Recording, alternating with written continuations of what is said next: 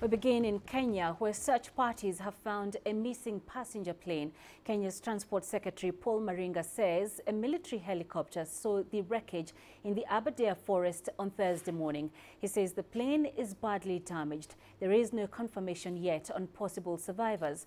8 passengers and 2 crew members were on board the aircraft when it disappeared on Tuesday evening. A massive multi-agency search party is trying to reach the crash site. Mountain rescue specialists from the military are leading the operation. Search and rescue efforts had been hampered by fog, mist and the thick Aberdare Forest. Investigations into the cause of the crash are underway. Our reporter Robert Nagila is at the crisis center in Nyandarua County in central Kenya. He joins us live from there for more. Robert, what can you tell us about the plane wreckage?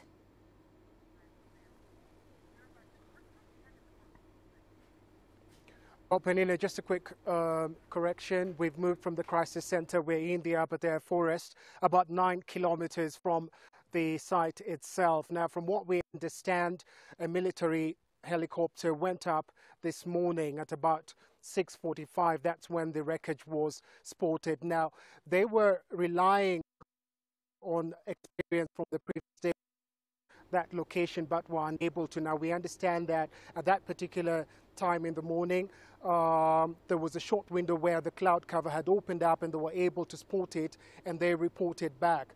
Now, at 7 o'clock, an advanced rescue ground party of about 50 individuals from different agencies, including the military, the police, the Red Cross, then made their way up there. Now, it's about 9 kilometers from our current position to the peak of the Aberdare range. From that point, they then have to descend again because the location of the crash site is on the other side of the Aberdare range. Now, we understand at about 12:28 p.m., that's about 20 minutes or so ago, the ground team spotted the wreckage and have now made their way to the site. We understand their own location as we speak. Penina? And Robert, we know 10 people were on board when the plane went down. Any confirmation on their fate?